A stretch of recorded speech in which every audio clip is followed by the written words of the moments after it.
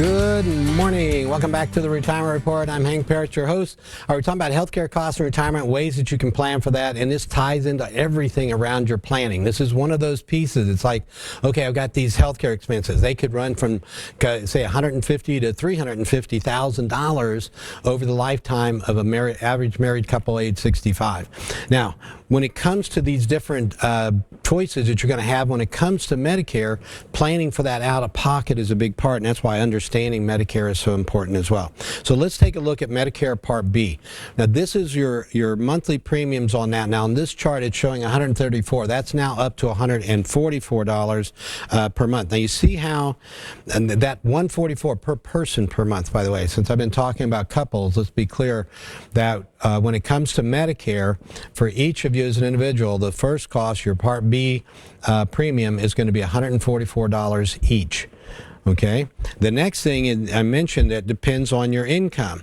So for an individual, it's 85. If you make 85,000 or less, and you can double that for a couple, basically, then that's going to be your premium. If your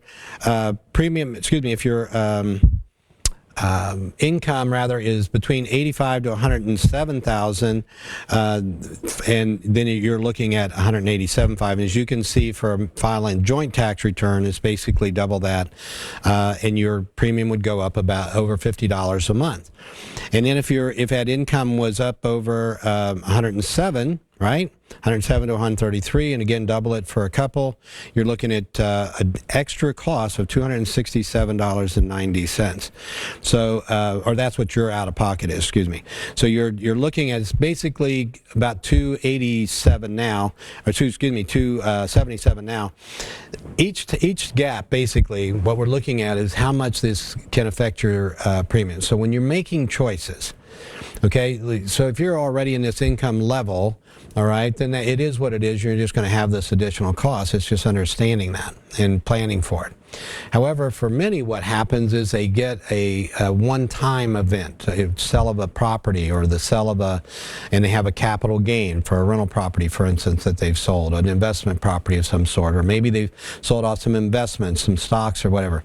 When that happens, I've got a client right now, for instance, that had a phenomenal investment, did extremely well on it, but now we're a little nervous that some of those gains could go back, that stock price could drop. So we want to protect against that. And in particular, the type, when you're looking at investments, certain investments, sometimes you want to take a runner at something. You get a tip, or maybe you just, you're doing some research and you find something you think's got a good opportunity and you want to put some money into that. And maybe you do really well with it. But what's your exit plan? Anytime you buy a stock, if you're buying an individual stock, you want to have an exit plan. The exit plan says, I'm buying this thinking it's going to go up to whatever, right? So whatever amount I think it's going to increase by. And then I say, okay, when it hits that target, I'm going to sell some of that. I'm going to take some of my profits off the table, recapture some of my original investment, and I may want to still hold on to it. I may say, maybe it's got some more room here. It's looking better than I thought. And so then we go forward.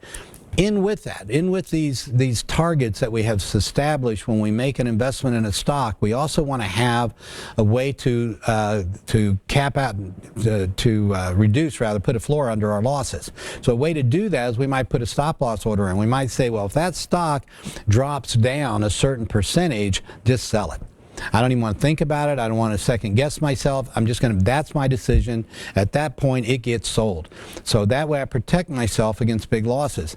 Most professional investors, okay, that are out there, hedge fund managers and the like as well, those that are buying and selling all the time, they make more bad decisions than good choices when it comes to investing. Meaning that if you read any of the autobiographies of some of the most important investors, including people like Warren Buffett as an example, they will tell you that they've guessed wrong more times than right in terms of decisions when it comes to buying. And that's why they limit, though, that decision. They say, well, that choice wasn't a good one, get rid of it, cut my losses, move on to the next one.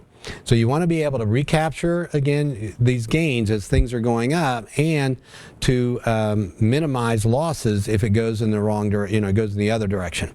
So in this situation, this is why we've got, when you do that, you also may capture a lot of gains.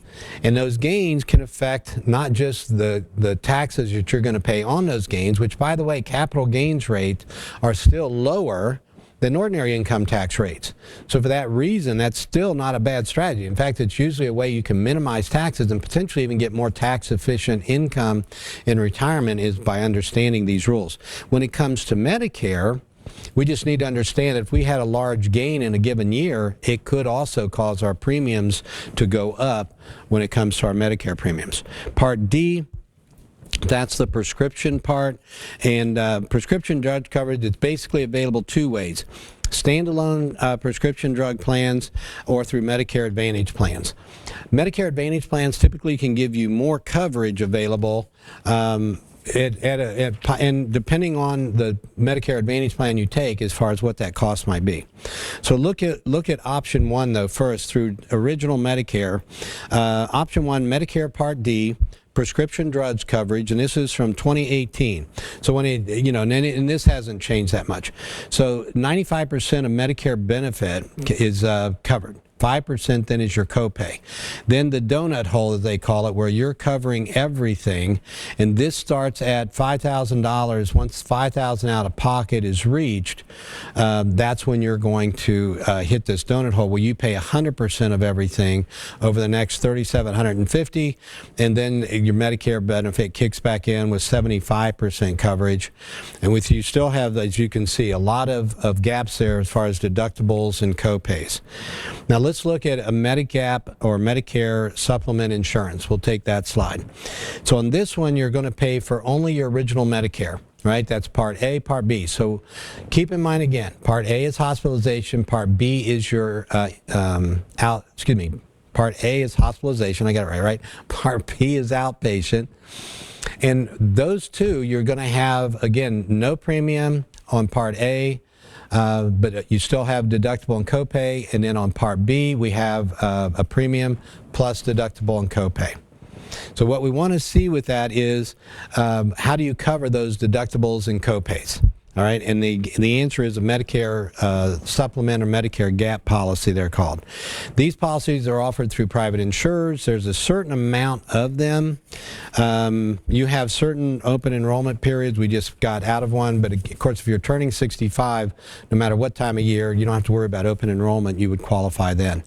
Cost of Medicare supplement plans are going to vary depending on the plan you select. There are basically about 10 plans to choose from. It makes it easier to shop. So even though the plans are going to be the same if you're covering, a plan A or a plan B or whichever of those you elect. However, when it comes to the cost, that can still vary according to the company. So it's something you want to shop. Medicare.gov that I mentioned is one way you can do that. You can go on, you can enter in your information, and it will help you based on where you live and other questions they're going to ask. It'll help you weed through, if you will, to find the best Medicare supplement plan for you. And there you go on that screen for some of those. For that, one of the things when it comes to the cost, again, as we mentioned, you've got Part A, there's no premiums. Part B, $144 a month. Part D, typically around $50 a month. And then if you go with a Medicare, a Medigap policy, typically there, you don't have the Medicare supplement cost. All right, so here's the differences when you're looking at those. When you're looking at a Medicare, original Medicare, any doctor you go to will accept that.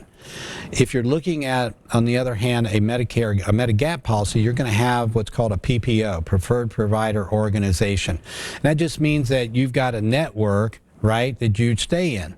Now, I've had Blue Cross Blue Shield through my company now for that's what we provide for me and my employees. And with our Medicare, with our Blue Cross plan, and it's not, of course, Medicare, it's a private insurance, but through our group plan, we have a PPO, and we've had one for probably over 15 years now. And the reason was it helped reduce premium cost, all right, and made it more affordable. So when you have and we've never had a problem is the other part. Neither myself nor my employees have ever had a worry in terms of their doctor being available to them or hospitals or the like. So PPO is not necessarily going to be a problem. But if you want to check for yourself, of course, Medicare.gov, if you go on that website, again, you can register and you can compare both Medicare supplement plans as well as Medicare Advantage plans based on your specific situation. Medicare Advantage plans are typically going to be less expensive and provide more coverage than original Medicare. And the trade-off being, one, if I've got original Medicare, any doctor that accepts Medicare I can go to. If I've got a Medicare Advantage plan, again, I'm in my network. I need to stay within my network to get full coverage. But well, in fact, I'll tell you what, we're going to take a break. When we come back, I'm going to explain a little bit about the differences there, the pros and cons of these two original Medicare and Medicare Advantage plans to help you with that and to help you hopefully control your, keep your costs down as well in retirement. All right, first the break. Join me here. We'll be right back on the Retirement Report.